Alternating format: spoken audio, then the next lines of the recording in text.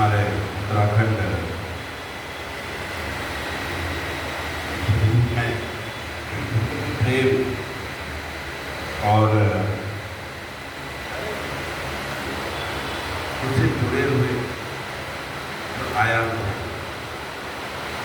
उन सब जगहों पे इन्होंने एक क्षेत्र में अपना गरिमा बना के रखी है। हमारे पर्वतपुत्र सुमित्रानंदन पद जो कि पद्म भूषण से सम्मानित हुए हैं। आज उनकी जयंती इस पर्वतीय महापरिषद प्रांगण में मनाने का काम हमारे साहित्य द्वारा किया जा रहा है। मैं साहित्य कोष के सम्मानित अध्यक्ष श्रीमान ज्ञानपत जी, श्रीमान नायक पाठक जी, हमारे सम्मानित महासचिव और मुख्यतः जो आज इस कार्यक्रम की अध्यक्षता में ग्रहण कर रखी है हमारे जनकवि श्रीमान अनामित पांडे जी, हमारे पर्वतीय महापरिषद के सम्मानित संयोजक हमारे और साहित्यकार श्रीमान के चतुला साहब, आदरणीय दर्शन सिंह पोखरिया जी, जो किसी पर्दे के मोहताज नहीं। मैं तो ये कहूँगा कि उनका किसी मंच पर विराजमान होना ही है उस कार्यक्रम की शोभा बढ़ती है। और मैं तो जब से पर्वतीय महापरिषद से जुड़ा हूँ उससे पहले से उनके कृत्यों से, उनके स्वभाव से, उनके व्यवहार से जुड़ा हूँ। कैसे हमारे बातचीत कर रहे हैं और हमारे पर्वतीय महापरिषद के संरक्षक एक हमारे मार्गदर्शक जिनका कि इस पर्वतीय महापरिषद को बहुत बड़ा सहयोग एक मार्गदर्शक के रूप में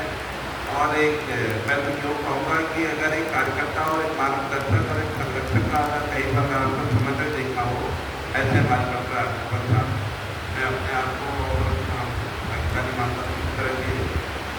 प्रबुद्ध जन हमारे बीच में है। हमारे आज के इस कार्यक्रम में उपस्थित इन आप सभी की उपस्थिति जो इस कार्यक्रम को शोभा बढ़ा रही है, आदरणीय श्री मनमोहन बाराकोटी जी, श्री गिरिचंद बावड़ा की पुत्रांजलि बहुत सुंदर धार्मिक से लेके मैं कई जो इनकी रचनाएँ हैं देखने को सुनने को मिलती हैं, पढ़ता भी हूँ। और मेरे अपने क्षेत्र से हमारे कानपुर से श्री राकेश जोशी जी, आप सबसे अच्छी बात क्या है, सब पत्नी हमारे बीच में आए हैं और जो हमारे पर्वतीय महापरिषद का उद्देश्य है, हम इससे जो हमारे अपनी संस्कृति और अपनी ये जो विधायक हैं उनको आने वाली पीढ़ी में, अगली पीढ़ी में ट्रांसफर करें, तो उसके लिए जो बेस्ट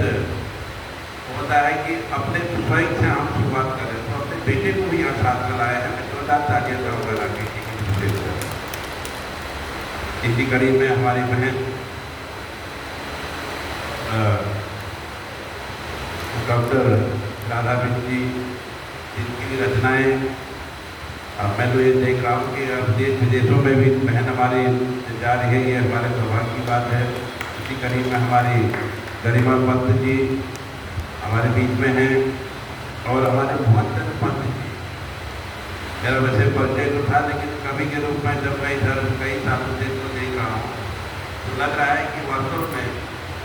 अगर इस तरह के लोग एक शिक्षा से जुड़े हुए लोग और अगर इस कामों में फिर आगे बढ़ते हैं तो निसंदेह हमारे आने वाली पीढ़ी भी इनका अनुसरण करेगी। और ऐसे हमारे लोग गोकुल भाई बिल्कुल अपनी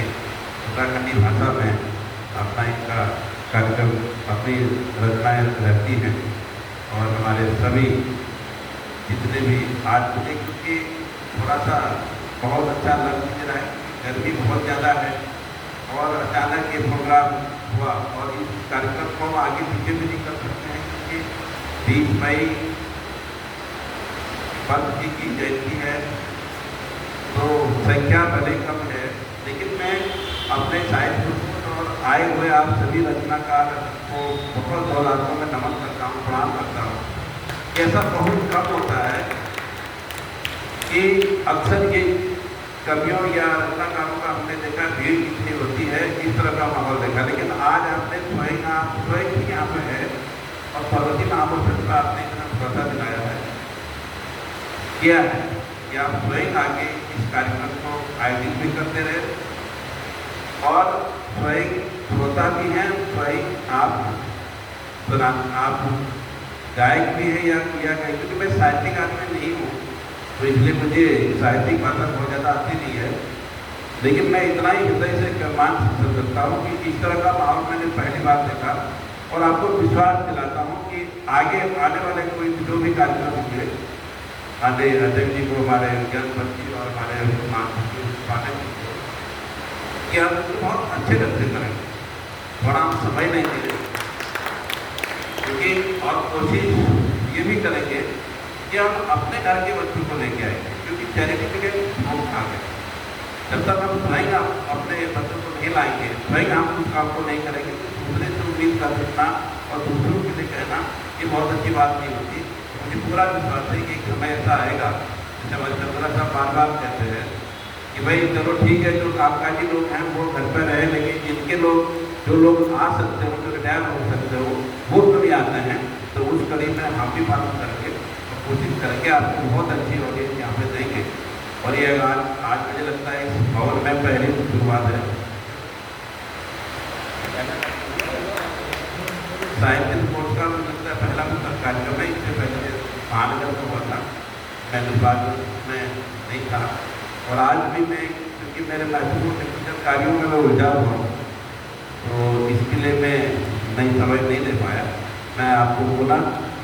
आपको ये विश्वास दिलाते हुए कि अगला कार्यक्रम हमारा जो भी होगा बहुत अच्छा होगा और साहित्य को जहाँ भी करेगा, सिर्फ पार्वती महापुरुष की बात नहीं है, जहाँ भी आप इस तरह की भी पार्वती महापुरुष से आप आशाएँ रखेंगे, हम आपके साथ खड़े रहेंगे इसी विश्वास के साथ कि आप आगे भी इस तरह के कार्यक्रम आयोजित करते रहेंगे। मैं अपनी वाणी को विराम देता हूँ और आपके इस तरह के कार्यों के लिए आपको बहुत बहुत बधाई और धन्यवाद।